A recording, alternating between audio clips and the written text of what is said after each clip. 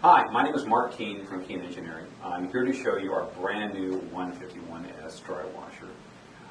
It looks a lot on the surface, a lot like our previous models, but it's a whole new machine. We've got a better vibration, better recovery, higher volume material, better engines. I mean, we've really taken this whole machine and done a complete revamp, and it works so much better. We have the absolute best fine gold recovery in the world over any dry washer's ever built. Our engine and blower we have is the best system. We've really gone through the entire machine. So I'm going to just give you a couple quick, go through a couple quick things of some of the new enhancements. Probably some of the major improvements we've done is actually in the recovery box. All right, now the scrubbing pins is a big part of the new system. And basically what happens is when the gravel falls onto the scrubbing pins, it will bounce around, and it will actually break up and come in contact with the pins. It also creates a nice even flow of material. On all the other dry washers, including our previous model, it was a little bit more material on the center and a little bit lighter on the sides. Now with this new scrubbing pin system, besides breaking up the material better, it gives you a nice even flow of material. So that's been a major improvement right there. All right, now I'm going to talk about a few things about the riffle board. One major improvement is that we've created a dead air space in front of each riffle. In other words, if you have your riffle like this and you've got your cloth right here, well, as the air passes through, it's a little, like a 1/4 inch dead air space right here. So it doesn't agitate the material right up underneath, up in the corner of the riffle. So we found that little trick made a minor improvement in fine gold recovery. So I'm going to show you what we have inside. This is basically the same riffle board we had in the past, just enhancements. And most of the changes, or a big part of the machine, is this new riffle cartridge that we've come up with. Now, it's really interesting the way it all goes together. You've actually got 4 separate layers inside this riffle cartridge. Starting at the bottom, you have a polyester cloth. It's a very, very staticky cloth. It's the type of cloth when you're a kid, you walk around, you touch someone, and you give them a good shock. And then underneath that, we have a sheet of Lexan or polycarbonate. And that's what creates the dead air space, and then also creates, it stores the static. In fact, there's several different kinds of static.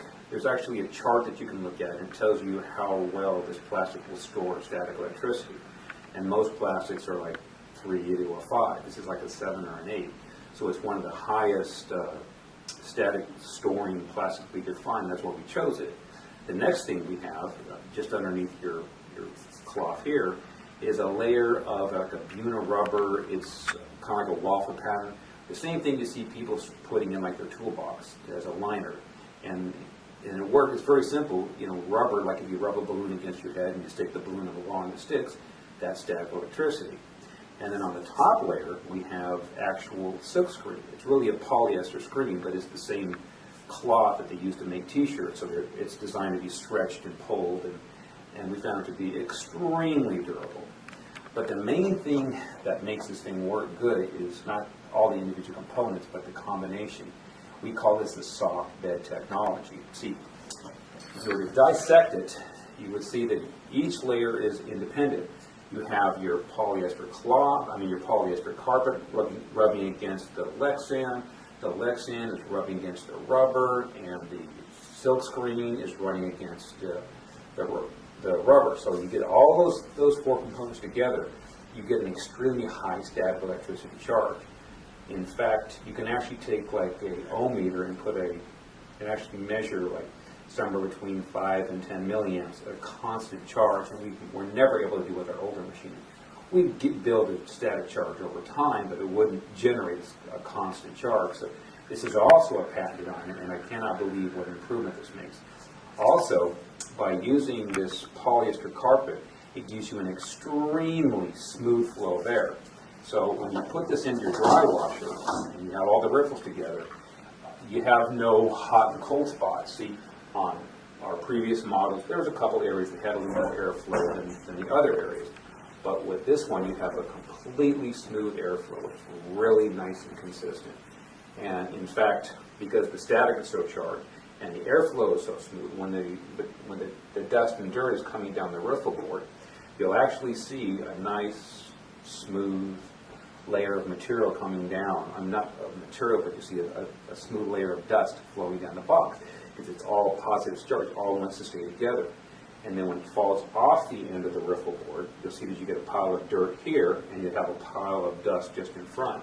So if you don't have, it's not windy, you get very little dust.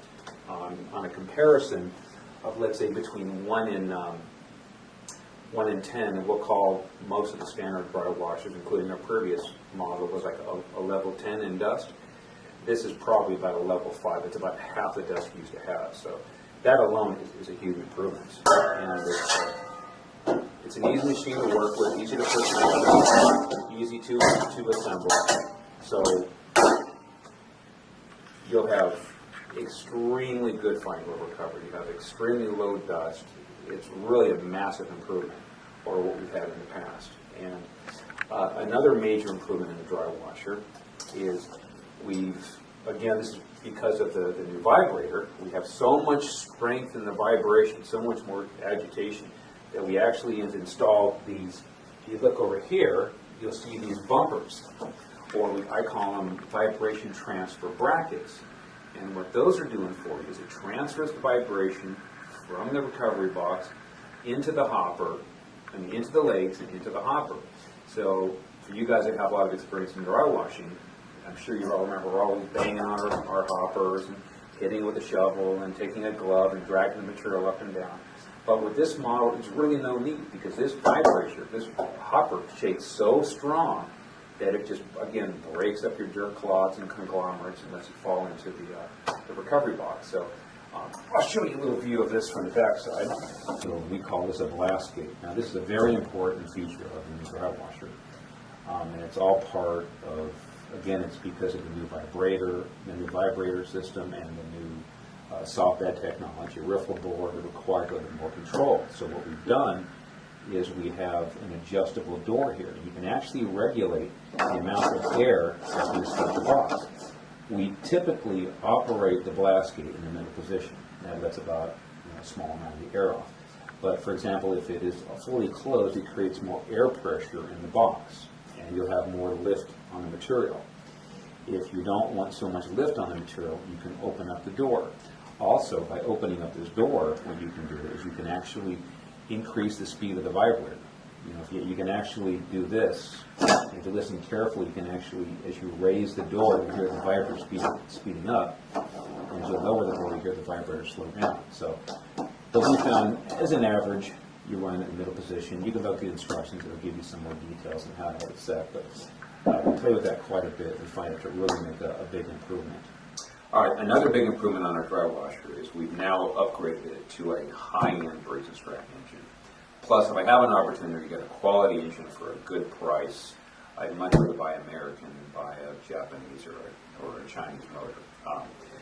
On this new engine here, it is a fully ball bearing, it has a steel sleeve, they've gone ahead and incorporated a oil filtration system, which is nice, so it gives you greater oil capacity and cleaning. So this engine is going to hold up a lot better than our previous model. The previous one we used was, I think it was a Honda GCV, and it was an aluminum sleeve, bushing bearings, and it did okay, but this thing already, I'm getting reports in the field, it's lasting 2 to 3 times longer than our previous engine. So we're really happy with it. One other thing, we've had this system here for quite a while, and what it is a heat exchanger on the head of the engine, and what it does, it pulls the heat from the motor into the blower. Now, if you're not familiar how a gasoline engine is cooled on something similar to this, you basically, there's a flywheel in the motor, or a fan, and it sucks the cool air in through the air cleaner into the heat exchanger, into the blower. And what's nice about the heat exchanger, it actually pulls more air through the recoil starter, and it actually helps keep the engine cool. So this engine is really holding up very well. Now, what the hot air does for the dry washer, it does 2 things. Number one, when you blow hot air into the dry washer, that means you're going to have higher static electricity charge.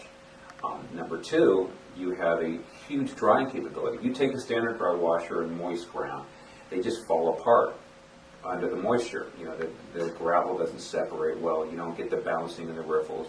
But when you put that good hot air in there, it makes a big difference, and it'll dry the material up in just a few seconds versus having to run multiple passes for the dry washer. So we're real happy with this new improvement. Hi, my name is Mark Keene. I'm here today to help you put together your brand new 151S dry washer. I just laid all the pieces out so you can see what comes in the box. I've already unpackaged everything, so that makes it a lot easier. Just going to run through a couple of the basic components. You got your motor and blower assembly. You got your 10 feet of this really heavy-duty dryer hose, and then you've got your feed hopper, your recovery box. You've got your legs. You've got your leg extensions. Some of the these are the cross-through rods that go through the hopper. Some spacers, cotter pins, the bolts that go through that hold the legs together, a few hose clamps for this, and over here you have your vibration transfer brackets, or we call them bumpers, most people. But this is basically what's going to come in your new 151S dryer washer kit. And you'll also see a basic set of instructions. You got a manual for the engine, and you have basically like a 6-page instruction. And you just read your instructions thoroughly. The engine comes with no gas or oil, and that's the only really immediate safety thing you have to cover. All right, I'm going to now show you how to put the leg assembly together. You'll notice there's 2 C-shaped leg assemblies. So what I'm going to do is there's a long one and a short one. I'm going to first assemble the short one. So I'm going to grab that, and I'm going to grab my vibration adapter brackets, or bumpers, whatever you want to call them. And all you do is you depress the little button here, and you slide your brackets down. And you come, probably about an inch or so before you hit, or just slightly above the bend, I'll lock it in. And I'll do the same on this side. Depress your button, slide it down, raise it up a tab, get it lined up at the bottom, just around the beginning of the bend, so that's a good start. Now I'm going to grab my 2 extension tubes. Now both these tubes are actually different lengths, and that's done on purpose so that it makes it slightly easier to assemble, and I'll show you a little later in the tape. So I'm going to take this here, and you'll notice that there's 3 hole positions. And I'm going to take it, drop the frame on, press the button. There's 1 hole, 2 holes. Okay. I usually like to start in the middle. I usually run it in the middle position most of the time. Now again, I'm going to go first, second position. Okay, so that's that portion right there. So I'm going to lay this down. And now what I'm going to do is I'm going to grab the longer leg, and it looks like I'm going to go on the inside of this frame. So I'm going to take this piece here, I'm going to pick it up, I'm going to lift this one up here, I'm going to drop this onto the inside, and again I'm going to go for about the center position. So what we do is we just take a simple nut and bolt assembly, and run the bolt in from the inside out. So here's the inside of the frame, and again line up the middle bolt position. I'm going to drop on a nut, a washer, and I'm going to use a nylon locking nut. And I'm going to go ahead, I'm going to actually tighten it up right now just to make it a little easier. You don't need much tools, it only takes a 7/16 wrench. So I'll tighten it. This is just started. Okay, I'll go flip over to the other side now. So again, I'll drop this in from the inside of the frame out. Okay, now I've assembled the leg assembly. By the way, I've snugged up these nylon lock nuts so the frame is somewhat self-supporting. You can still move it back and forth, but it'll stay in position. So now I'm going to go ahead and drop it on the hopper. So what you do is a longer portion here you drop towards the top of the hopper, and this side here you'll drop towards the bottom of the hopper. I also have 2 spacers that I have to install. And what I'm going to do is I'm going to go ahead and as soon as I get the one leg through, I'm going to put a spacer in between, just like this, and go right through here. So I'm going to now put the legs in position here.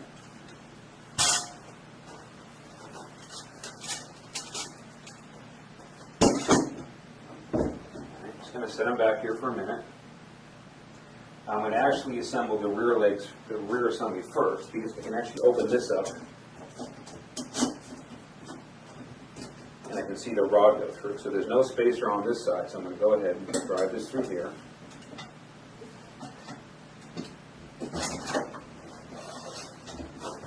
I can see the hole. Okay. All right. Then I drop my cotter pin. Now I'm going to tilt the whole mechanism forward. And I'm going to go ahead and insert my next leg here. So I'm going to grab this spacer, put it in between here. Grab my rod.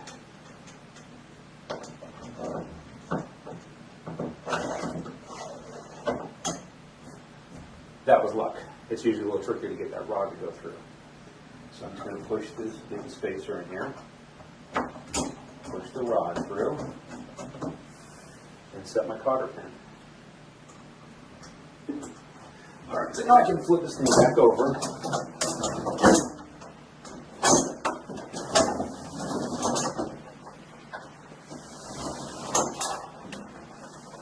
So there's your basic frame setup. It's really easy. It took me about 10 minutes or so, and I haven't done it in a while, so I'm a little bit rusty. But the instructions definitely help. Okay, now I'm going to install the recovery box. It's very simple. You just lay it underneath the machine, drop it in somewhere around that area, and I'll walk around this side. I usually get on my hands and knees to do this one. And I'll put the box right in between the bumpers. And you got these latches that you just open up and release. So that's very simple. That hangs the back end. I'm going to grab my hanger assembly. And again, I'll just take this. I'll pick it up, drop it on my knee. And there's several holes here. I usually go to about the central hole, so that's probably about 3 inches back. And I'll suspend this. I usually like about a 15-degree angle somewhere in there. And that appears to be about it. So that's your basic assembly of your standard unit, the 151S. You want to put the blower right here, so when you dust the machine generates, will blow away from the motor. And it really does make a difference. You want to replace air cleaners and things like that as often. But really the only tools I'm going to need at this point is a couple of hose clamps, a screwdriver to finish up the assembly. So I'm first going to go ahead and assemble the hose to the blower. Put your hose clamp on first. It always helps you get a little twist with the hose in a clockwise motion.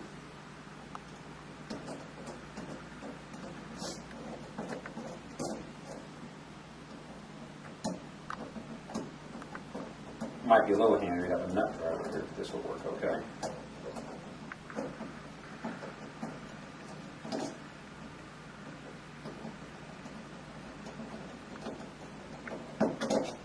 Okay. Now I'm going to go set up the ducting hose, the box. It's usually easier if you just take this as high as you can and actually hang it out here on your chain to the highest length you can. Okay. And that gives you more room to get into here. And I usually like to run my hose underneath it. And you kind of want to give the hose a little bit of a memory in it. And I'm going to pre-tighten my hose clamp up here a little bit. A little easier to do it down here than when you're reaching up over something or under something.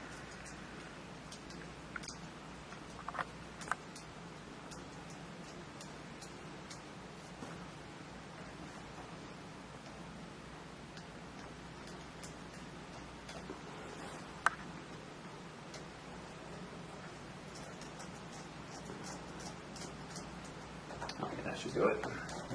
So we'll slide this up over it. I'm going to counter spin it slightly in a counterclockwise motion. Slide it on and then kind of rotate it on.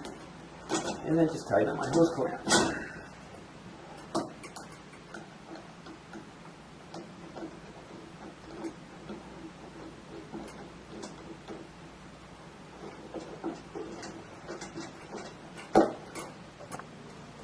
All right, now I got the hose tight. I'm going to set this down, reposition it around its original position here. Get my hose tucked down. Again, about a 15-degree angle, maybe a tad more than that. That looks about right to me.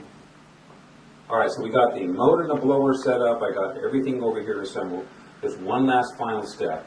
I need to tighten up my transfer brackets, and I need to set the bumper. So what I'm going to do is I loosen this outer nut here, and I'm going to kind of sit behind the box. I'm going to kind of evenly space out these threads.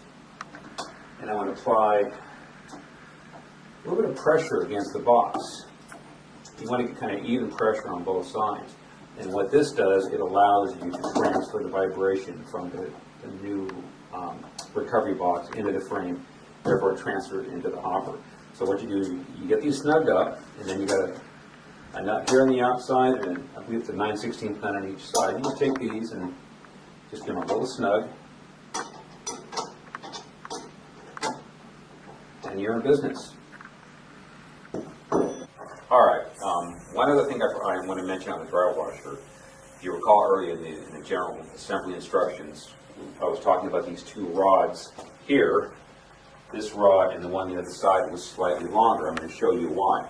And this is one of the cool things I really like about the dry washer. It's very easy to set up, especially after the first initial setup. So the first step is to tear your machine down. It's real simple. And I'll go back and repeat the assembly. I'll just take and drop the two latches here.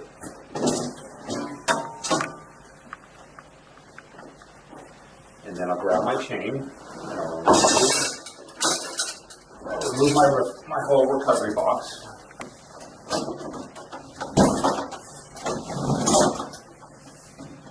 Swing it around this way. Now, this is one of the things I really like about the dry washer. It's a really easy setup and breakdown. So, at this point, I'm just going to go and take my vibration brackets, adapter brackets, or the bumpers. Just slide them down here for the moment.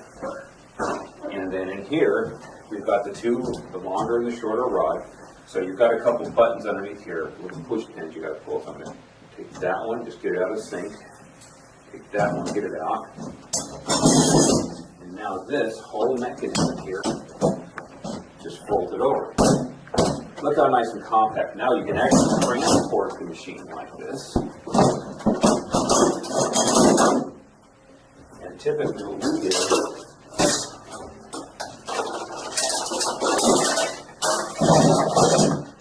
to keep it compact, you can set it up on this. Now the beauty of this, it fits on a backpack frame simply. So you now have a very portable piece of equipment. And to put it back together, real simply,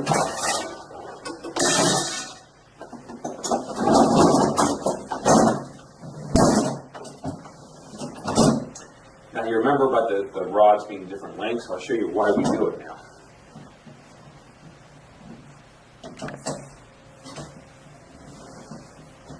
Okay, this is a little tricky. You'll notice you got two rods. One's longer and short. So what I'm going to do now is I'm going to take this here. It's nice to have someone to help you, but and I'm going to push this one to get the first rod lined up. Okay, now I'm going to get the second one lined up.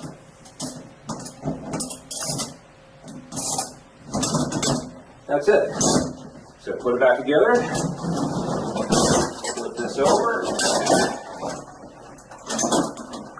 Grab my brackets. Just above the bend for the moment.